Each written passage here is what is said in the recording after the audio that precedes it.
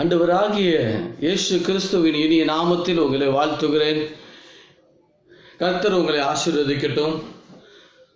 இன்றைக்கு நாம் பார்க்க போகிற வேத வசனத்தை குறித்து தியானிப்போம். ஒரிசை கண்களை மூடி ஜெபிப்போமா? அன்புள்ள தகப்பனே, இந்த நல்ல நேரத்திற்காக நன்றி செலுத்துகிறோம். கர்த்தர் எங்களோட பேச போகிற வார்த்தைக்காக நன்றி செலுத்துகிறோம். ஆண்டவரே, பேசுகிறதை போல நாங்கள் இராதபடி, வாசிக்கிறவர்களை போல இராதபடி, போதிக்கிறவர்களை போல அல்ல ஆண்டவரே, நாங்கள் அந்த வசனத்தின்படி நாங்கள் நடக்கிறவர்களாய் எங்களை மாற்றும். நீர் எங்களோட பேசும் ஒரு தகப்பன் பிள்ளைகளோடு பேசுகிறது போல, ஆண்டவரே, பிள்ளை தகப்பனுடைய வார்த்தைக்கு கீழ்ப்படுகிறது போல, அப்பா நீர் எங்களோட பேசுவீராக. உம்முடைய வார்த்தைக்கு நாங்கள் காத்திருக்கிறோம். உம்முடைய நாமத்தை மகிமைப்படுத்தும்.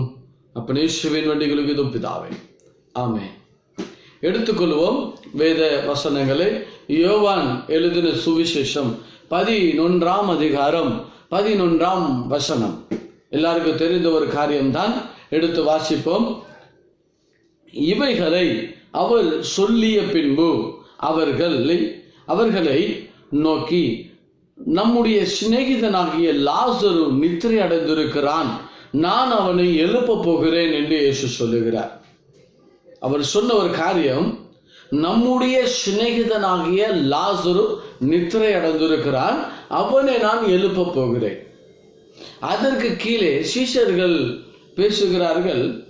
அவருடைய சீஷர்கள், ஆண்டவரே, நித்திரை அடைந்திருந்தால் சுகமடைவான் என்றார். சீஷர்கள் சொல்றாங்க, நித்திரை அடைந்திருந்தால் ஒருவேளை அவன் சுகமடையலாமே என்று அவர்கள் சொல்லுகிறார். ஆனால் இயேசு சொன்னது என்னென்ன? இயேசுவானவர் அவருடைய மரணத்தை குறித்து சொல்லியிருக்கிறார். அப்ப இங்கே சீஷர்கள் நினைக்கிறது, நித்திரை செய்து இளைப்பாறுகிறதற்கு சொன்னார் என்று நினைத்தார்கள். சீஷர்கள் கொஞ்சம் சந்தேகம் வந்தது. ஏன்னா அவர் மறைமுகமா சொன்னார், நித்திரையா இருக்கிறான். திரும்ப அவர் வெளிப்படையா சொல்லுகிறார் 11வது வசனத்திலே, அப்பொழுது இயேசு அவர்களை நோக்கி, லாசரு மரித்து போனான், நான் அவனை எழுப்ப போகிறேன். அல்லேலூயா. இயேசு ஒரு இந்த இடத்துல மாத்திரம்தான் அவர் செய்ய போகிற அற்புதத்தை சொல்லியிருக்கிறார். இதுவரை அவர் செய்ய போகிற அற்புதத்தை அவர் இதுவரை சொன்னது கிடையாது. ஆனா இந்த இடத்துல அவர் என்ன செய்ய போகிறேன் என்பதை முன்னங்கூட்டியே சொல்லிவிட்டார். லாசரு நித்திரையா இருக்கிறான், அவன் மரித்து போனான், அவனை நான் எழுப்ப போகிறேன். இதில் ஒரு ரகசியம் இருக்கிறது. இயேசு நம்மளை பார்த்து சிநேகிதன் என்று சொல்ல விரும்புகிறார். ஏன் தெரியுமா? சிநேகிதன் என்று சொல்லும் போது, இப்ப பாருங்க, எனக்கு ஒரு சிநேகிதன் இருப்பானால் நான் எல்லாவற்றையும் அவனிடத்துல சொல்லுவேன், ஒன்றையும் மறைத்து வைக்க மாட்டேன்.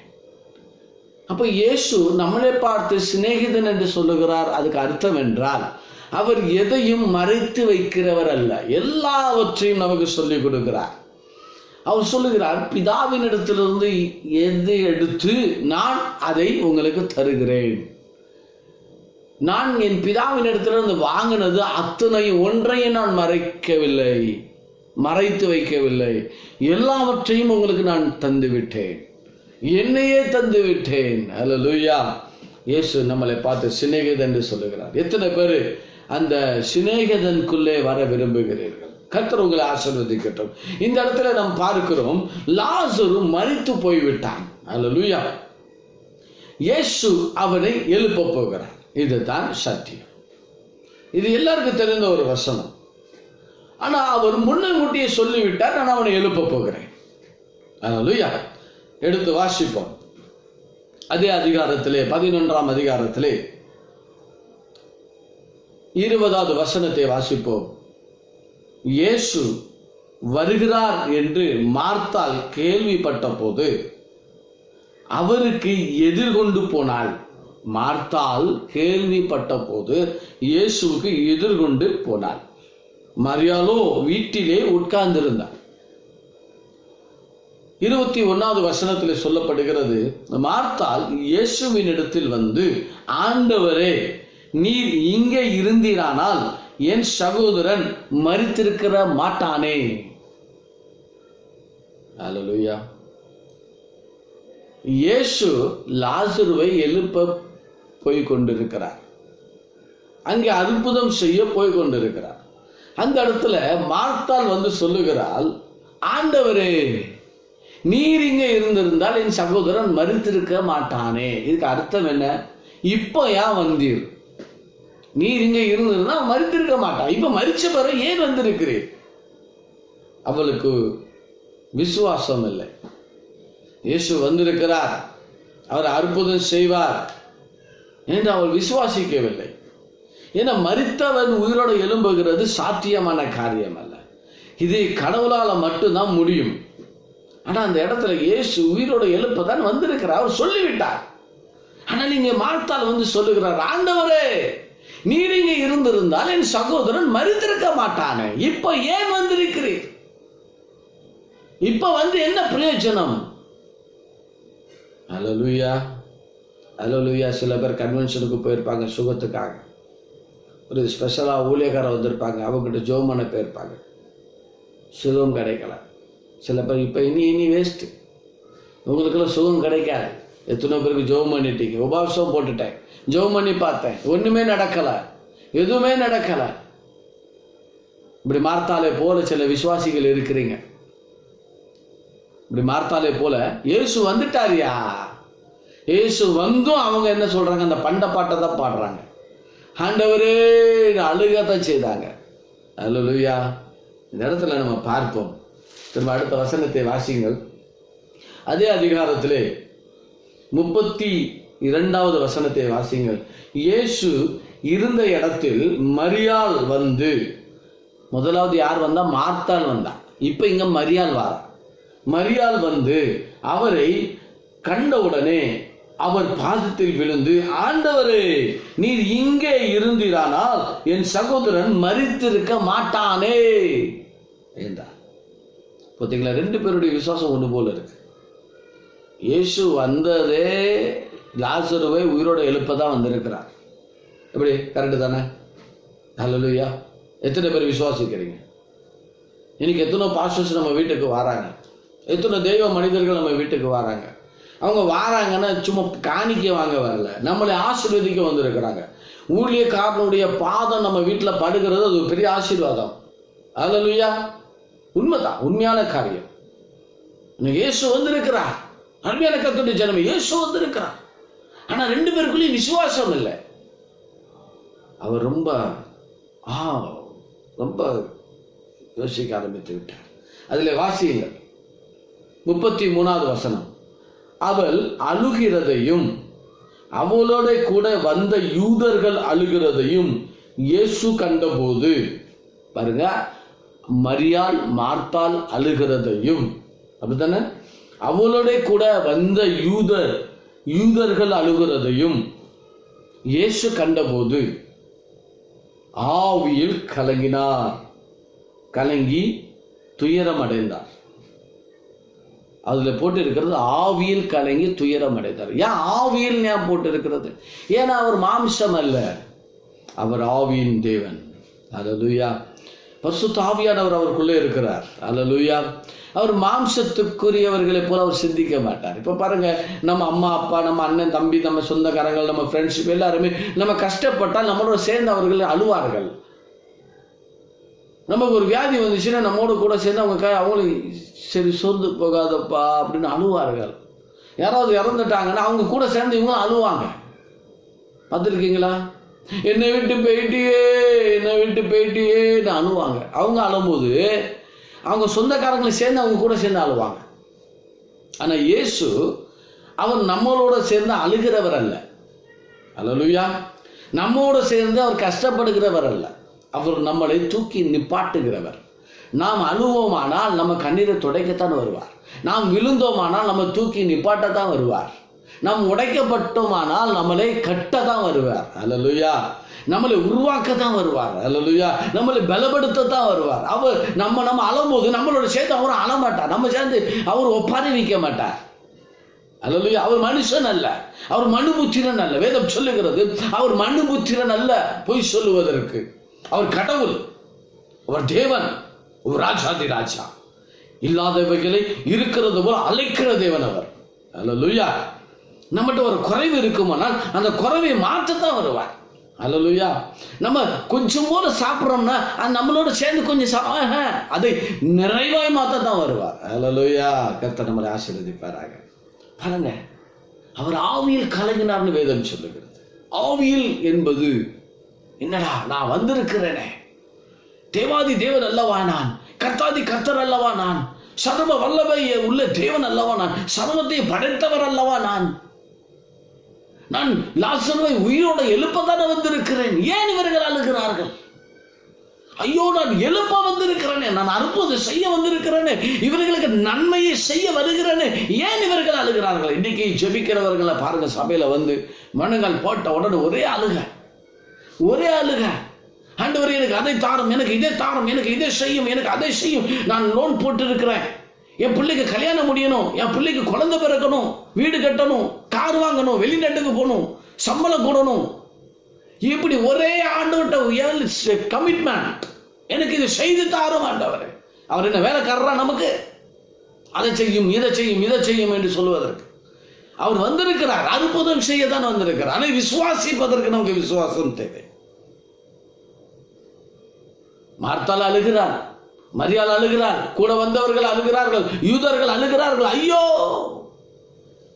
அவர் ஆவியில் கலங்கினார் என்று வேதம் சொல்லுகிறது. மாம்சத்துல நம்மளை போல கலங்கவில்லை. அவர் ஆவியில் கலங்கினார். ஓ, நான் வந்திருக்கிறேனே, அற்புதம் செய்யத்தானே வந்திருக்கிறேன்.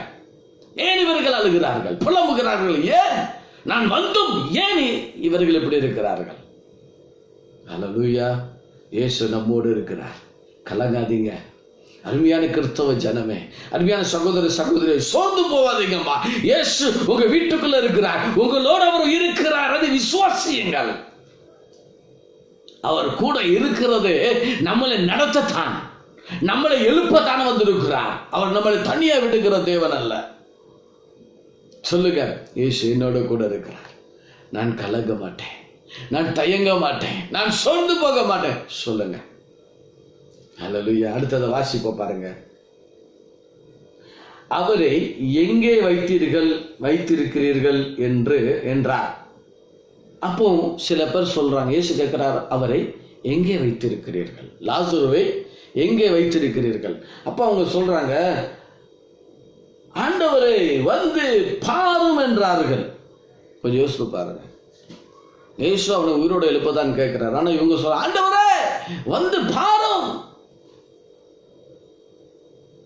கல்லறை மூடி இருக்கிறது, அந்த பெரிய கல்லை வைத்து மூடி வைத்திருக்கிறார்கள். அதில் எழுதியிருக்கிறது, வந்து பாரும் ஆண்டவரேன்னு சொன்ன உடனே இயேசு கண்ணீர் விட்டார். ஏன் சொல்லுங்க? நான் உயிரோடு எழுப்ப வந்திருக்கிறேனே, இவர்கள் அந்த கல்லை அடைத்து வைத்து தான் எனக்கு காண்பிக்கிறார்கள். ஏன் திறந்து வைக்கலாமே, நான் வந்து விட்டேனே, நான் அற்புதம் செய்யத்தானே வந்திருக்கிறேன். அவர் கண்ணீர் விடுகிறார். ஐயோ, இந்த விசுவாசம் இல்லாத ஜனங்களுக்குள்ளே நான் வந்து எப்படி அற்புதம் செய்ய முடியும் என்று அவர் கண்ணீர் விடுகிறார். இன்னைக்கு சில பேர் பிரசங்கிக்கிறார்கள், இயேசு கண்ணீர் விட்டார். அருமையான ஜனமே, நீங்க கண்ணீர் வடிக்கும் போது இயேசு உங்களோட சேர்ந்து கண்ணீர் வடிக்கிறார். அம்மா, நீ தனிமையா இருக்கிறேன் என்று நினைக்காது. இப்படி பிரசங்கிக்கிறார்கள். அவர் கண்ணீர் விட்டதுக்கு காரணம், ஐயோ நான் அற்புதம் செய்ய முடியவில்லையே. வேத வசனம் சொல்லுகிறது, விசுவாசம் இல்லாமல் தேவனுக்கு பிரியமாயிருப்பது கூடாத காரியம். விசுவாசமே இல்லைன்னா நாம் அவருக்கு பிரியமா இருக்க முடியாது. அவர் அற்புதம் செய்ய வந்திருக்கிறார், விசுவாசிக்க வேண்டும். அந்த இடத்துல விசுவாசம் இல்லாததுனால அவரால் அற்புதம் செய்ய முடியவில்லை. பாருமாண்டவரே. வாசிப்போம், அடுத்த காரியங்களை வாசிப்போம். அப்பொழுது யூதர்கள், இதோ 36வது வசனத்தில் போட்டிருக்கிறது, அப்பொழுது யூதர்கள், இதோ இவர் அவனை எவ்வளவோ சிநேகித்திருப்பார் என்றார்கள். அவர் அழுகிறத பார்த்து இவர் எவ்வளவோ அவரை நேசிச்சிருப்பார்ல அப்படின்னு அவங்க நினைச்சாங்க. ஆனா அவர் அழுதது வேற. அல்லேலூயா. அடுத்தது வாசிங்க. அவர்களில் சிலர் குருடனுடைய கண்களை திறந்த இவர் இவனை சாகாமல் இருக்கவும் பண்ணவும் கூடாதா என்றார்கள். அப்பொழுது இயேசு மறுபடியும் தமக்குள் கலங்கினார். இப்ப அவர் எழுப்பதான் வந்திருக்கிறார். திரும்ப ஜனங்கள் சொல்றாங்க, சுத்தி இருக்கிற ஜனங்கள் சொல்றாங்க, சாகாமல் வச்சிருக்கலாமே, செத்தவனை எழுப்பதான் வந்திருக்கிறேன், சாகம வச்ச என்னத்துக்கு. ஹல்லேலூயா. அடுத்ததை வாசிங்க. அது ஒரு குகையாய் இருந்ததால் அதன் மேல் ஒரு கல் வைக்கப்பட்டிருந்தது. அதுக்கு மேல ஒரு கல் வைக்கப்பட்டிருந்தது. ஹல்லேலூயா. இயேசு அந்த இடத்துல நின்று சொல்லுகிறார், கல்லை எடுத்து போடுங்கள். ஹல்லேலூயா.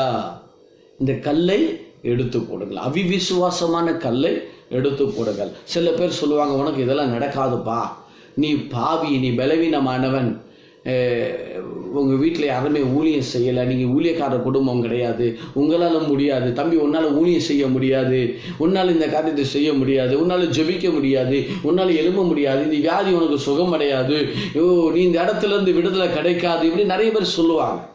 இந்த கல்லை எடுத்து தூர போடணும். ஹல்லேலூயா. அற்புதம் செய்ய வந்த இயேசு அற்புதம் செய்ய முடியாதபடி தடையா வைத்திருக்க அந்த கல்லை தூக்கி தூர போடணும். அதான் இயேசு சொல்லுகிறார், இந்த கல்லை எடுத்து போடுங்கள். பாருங்க, அப்படி சொன்ன உடனே மரித்தவனுடைய சகோதரியாகிய மார்த்தாள் அவரை நோக்கி, ஆண்டவரே, இப்பொழுது நாருமே 4 நாள் ஆயிற்றே என்று சொன்னான். பாருங்க, இயேசு பார்த்தாரு, யாருமே அற்புதம் நடக்கிறதுக்கு விசுவாசிக்கல, நம்மளா போய் இறங்கிடுவோம், ஏன் அந்த கல்லை தூக்கி தூர போடுங்கப்பா, அந்த கல்லை அகற்றுங்கப்பா என்று சொல்ல உடனே மார்த்தாள் ஓடி வந்து, ஆண்டவரே, அதை நீக்காதீங்கப்பா, அவன் செத்து 4 நாள் ஆயிட்டாண்டவர், அது நாரும் ஆண்டவர், நாத்தம் பிடிக்காண்டவர், அதை நீங்க பார்க்க போவாதீங்க. இப்படித்தான் நிறைய பேர் இருக்கிறாங்க. பாஸ்டர், அந்த வீட்டுக்கு போகாதீங்க, பாஸ்டர் அந்த வீட்டுக்கு போகாதீங்க, அந்த சகோதரர்கிட்ட பேசாதீங்க, அந்த பிரதர்கிட்ட பேசாதீங்க, அந்த சிஸ்டர்கிட்ட பேசாதீங்க, இப்படித்தான் நிறைய பேர் சொல்லிக்கிட்டு இருக்கிறாங்க. ஏன் அவங்க நல்லவங்க இல்லையா? யார் நல்லவங்க இல்லையோ அவங்களை நேசிக்கத்தான் இயேசு வருகிறார். நாம் இயேசுவின் பெயரை சொல்லி ஊரை ஏமாற்றி கொண்டு இருக்கிறோம். இயேசுவின் சுபாவம் நமக்கு வருகிறதல்ல. இயேசு நாற்றம் பிடித்தவனை அவனை வாசனை வீச வைக்கிறவர் தான் இயேசு. ஒரு ஆள் பிடிக்கல அப்படின்னா அவங்கள சரிப்படுத்த வேண்டியதான் நம்ம வேலை. பிடிக்கலன்னு சொல்லக்கூடாது, அவங்க நல்லவங்க இல்லை, அவங்க கெட்டவங்கன்னு சொல்லக்கூடாது, அவங்கள மாற்றக்கூடிய கிருபை நமக்குள்ள இருக்கிறது. ஹல்லேலூயா. இயேசு நாத்தம் பிடித்தவனா இருந்தாலும் சரி, அழிவு போன சரீரமா இருந்தாலும் சரி, உன் கிட்னி அழிவு இருந்தாலும் சரி, உன் கர்ப்பப்பை அழிவு இருந்தாலும் சரி, உனக்கு என்ன கேன்சர் இருந்தாலும் சரி, என்ன வியாதி இருந்தாலும் சரி, அதை மாற்ற வல்லமையுள்ள தேவன் தான் இயேசு கிறிஸ்து. கொஞ்சம் யோசித்து பாருங்க, செத்து 4 நாள் ஆயிட்டியா, நாருமே என்று சொல்லுகிறார்கள். அவர் அற்புதம் செய்ய போகிறார், இவர்கள் சொல்றாங்க வேண்டாம் என்று தடை பண்ணுகிறார்கள். நாரும் நாற்றம் பிடிச்ச வாழ்க்கை.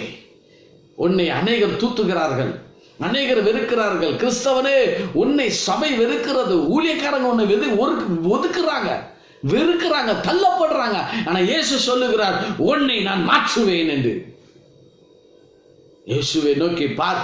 ஊழியக்காரங்களை பார்க்காதீங்க, சபையை பார்க்காதீங்க, இயேசுவை பாருங்கம்மா. இயேசு உங்க வாழ்க்கையை மாற்ற முடியும். முடியாது என்று சொன்ன காரியத்தை முடிய பண்ணதான் அவர் வந்திருக்கிறார். வாய்ப்பே கிடையாது.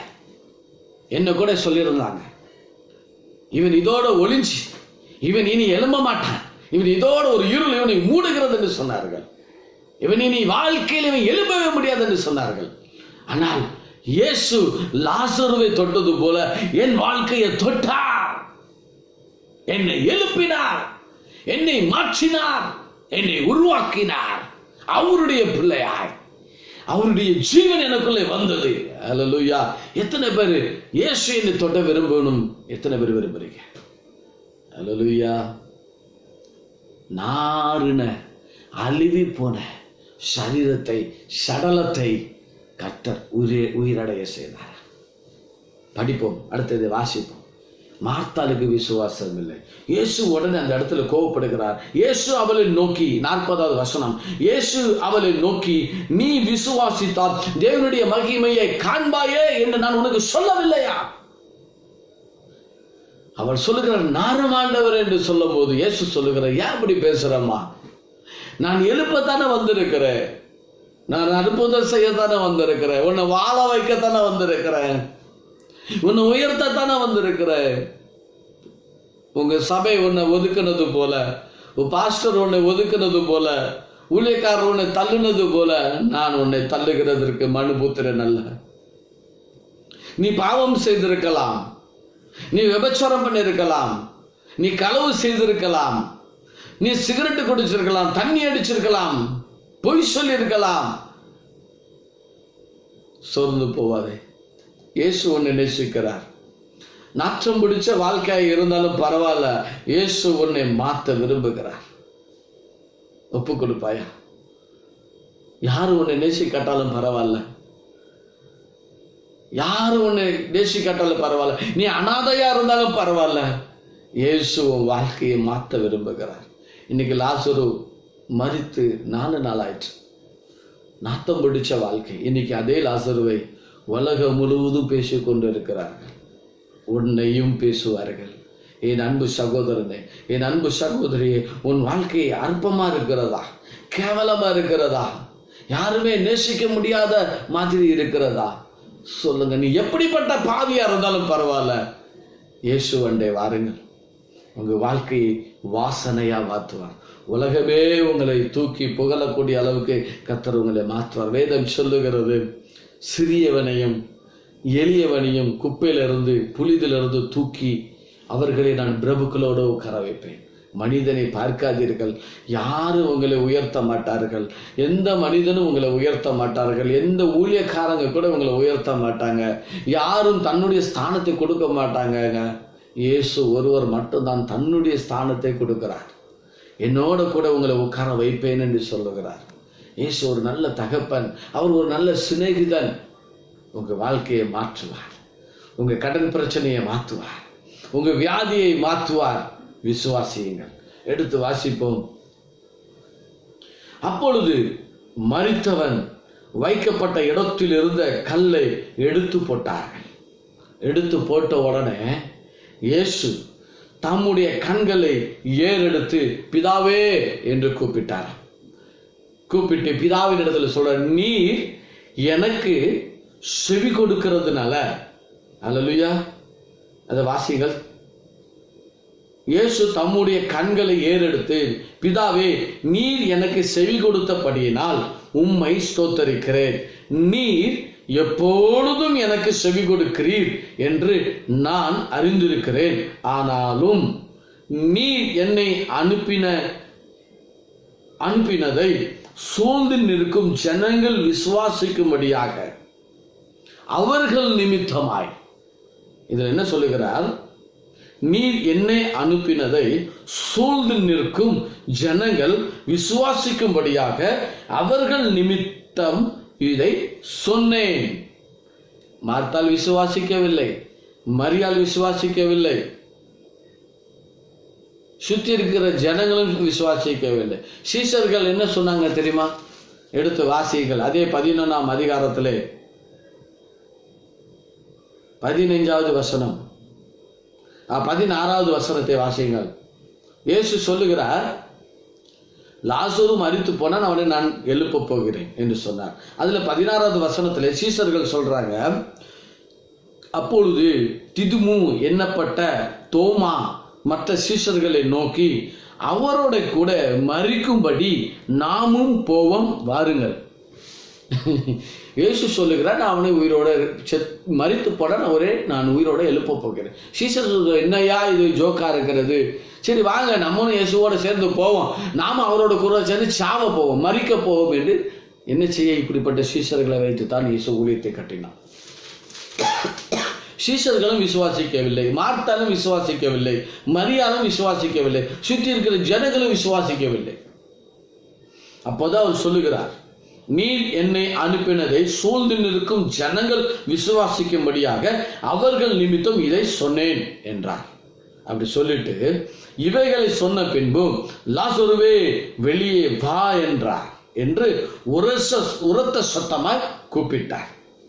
அப்பொழுது மரித்தவர் வெளியே வந்தார். அல்லேலூயா. இதுதான் கர்த்தர் நம்மளோட பேசின வார்த்தை. இயேசு கண்ணீர் விட்டார். ஏன் கண்ணீர் விட்டார்? ஏன் ஆவியில் கலங்கினார்? ஏன் மீண்டும் துயரம் அடைந்தார்? காரணம் என்னென்ன? அவர் அற்புதம் செய்ய வந்திருக்கிறார், ஆனால் யாருமே விசுவாசிக்கவில்லை. பாருங்க, ஒரு கல்யாண வீட்டிலே நமக்கு ஒரு ஃபங்க்ஷன் நடந்து கொண்டு திடீர்னு கரண்ட் கட் ஆயிடுச்சு. அந்த இடத்துல 1 மணி நேரம் போராடுறாங்க அந்த கரண்டை சரி பண்ண. ரொம்ப இருட்டாக இருக்குது, சவுண்ட் சிஸ்டம் இல்லை. திடீர்னு ஒரு எலக்ட்ரிஷியன் அந்த இடத்துல வந்து நிற்கிறார். அப்போ அதை அவரை பார்த்த உடனே எலக்ட்ரிஷியன் வந்திருக்காருப்பா, இது நம்ம சகோதரர், இவர் நல்ல எலக்ட்ரிஷியன், இவரை கூட்டு போங்க, உடனே நமக்கு கரண்ட் எல்லாம் வந்துடும் அப்படின்னு உடனே அவர் கூட்டிட்டு எங்கே போவாங்க? கிச்சனுக்கு போக மாட்டாங்க. அவரை கூட்டிட்டு உடனே அந்த எலக்ட்ரிஷியன், அந்த எலக்ட்ரிக்கல் இருக்கிற அந்த மீட்டர் இருக்கிற இடத்துக்கு கூட்டு போய் விட்டுருவாங்க. ஐயா தயவு செய்து இந்த கரண்டை சரி பண்ணி தாங்கய்யா, நாங்கள் 1 மணி நேரம் கஷ்டப்படுறோம் ஐயா. ஏன்னா எல்லாருக்கும் தெரியும் ஒரு எலக்ட்ரிஷியன் வந்தாங்கன்னா அந்த கரண்ட் வேலையை சரி பண்ண முடியும். இப்போ இயேசு இந்த இடத்துக்கு வந்திருக்கிறார், இவர் அற்புதம் செய்கிறவர் எல்லாருக்கும் தெரியும். ஆனால் யாருமே இவரை கொண்டு அந்த இடத்துல விடவில்லை. ஐயா வந்துட்டீங்க ஐயா, ரொம்ப சந்தோஷம், லாசரு மரித்து பாடானே, அவனை உயிரோட எழுப்பாங்க, எத்தனை அற்புதம் செஞ்சுங்க, இதையும் செய்யுங்கய்யா அப்படின்னு யாராவது ஒரு ஆள் சொல்லவில்லை. அவர் மிகவும் ஆவில் கலங்கினார். அருமையான கர்த்தருடைய ஜனமே, யோசித்து பாருங்க. இயேசு அற்புதம் செய்ய விரும்புகிறீங்களா? விசுவாசிக்க வேண்டும். மார்த்தாள் விசுவாசம் அல்ல, மரியாள் விசுவாசம் அல்ல, இயேசுவின் விசுவாசம். ஹல்லேலூயா, ஹல்லேலூயா, ஹல்லேலூயா. கர்த்தர் செய்ய நினைத்ததை யாரும் தடை பண்ண முடியாது. இந்த வேத வசனத்தின் மூலமாக கர்த்தர் நம்மளோட இடைப்பட்ட வார்த்தை விசுவாசம் தேவை. மனிதனுடைய வார்த்தை நம்மளை சோர பண்ணும், மனுஷனுடைய வார்த்தை சோர பண்ணும். இது தேவனுடைய வார்த்தை. அந்த வார்த்தையை கேளுங்கள், வேத வசனத்தை நேசியுங்கள். இயேசு இன்றைக்கு உங்கள் வீட்டுக்கு வந்திருக்கிறார். இதோ வாசல் படியில் நின்று கதவை தட்டுகிறேன். ஒருவன் என் சத்தத்தை கேட்டு கதவை திறப்பானால் நான் அவனுக்குள் பிரவேசித்து, அந்த வீட்டுக்குள் பிரவேசித்து நான் அவனோட போஜனை பண்ணுவேன், அவன் என்னோட போஜனை பண்ணுவான். எவ்வளோ பெரிய பாக்கியம் தெரியுமா? எத்தனை பேருக்கு ஆசை இயேசு என் வீட்டுக்கு வரணும், இயேசு என் வீட்டுக்கு வரணும், இயேசு என் வீட்டுக்கு வரணும்.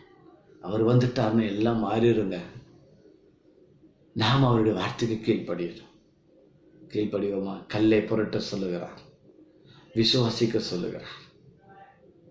எத்தனை பேர் விசுவாசிப்பீங்க? ஒரு கண்களை விடுவோம், ஜெபிப்போமா?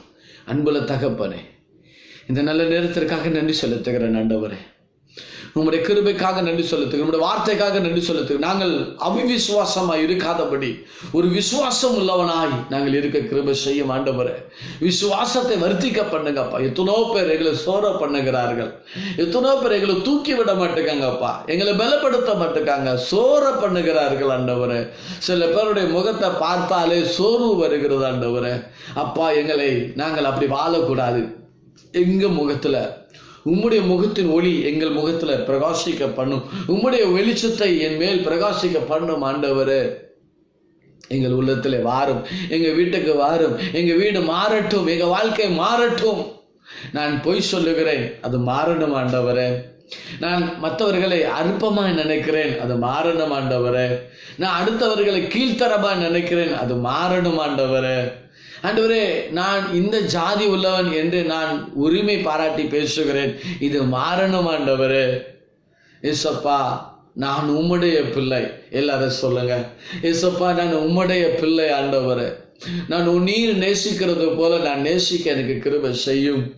என்னை பார்த்து இவன் வேற ஒருவன் என்று ஒதுக்காதபடி நான் உம்முடையவன் என்று சொல்லும்படியாய் எங்களுக்கு இரக்கம் செய்யும் ஆண்டவரே.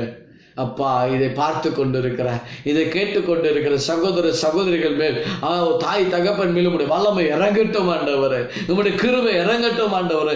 இன்றைக்கு அவங்க வாழ்க்கையில் இருக்கிற நாற்றம் இன்றைக்கு மாறட்டும் இயேசுவின் நாமத்தினால. வியாதி மாறட்டும், கேன்சர் மாறட்டும், ஊமை மாறட்டும் இயேசுவின் நாமத்தினால. செவிடு மாறட்டும் ஆண்டவரே. சப்பானிகள் நடக்கட்டும் இயேசுவின் நாமத்தினால. அற்புதம் நடக்கட்டும். இதை பார்த்து கொண்டு இருக்கிற, இதை கேட்டுக்கொண்டு இருக்கிற அவர்கள் மேல் வல்லமை இறங்கட்டும் இயேசுவின் நாமத்தினால. விசுவாசம் வாசல் திறக்கப்படுவதாக. கர்த்தர் மாற்றும் ஆண்டவர் அவர்கள் வாழ்க்கை.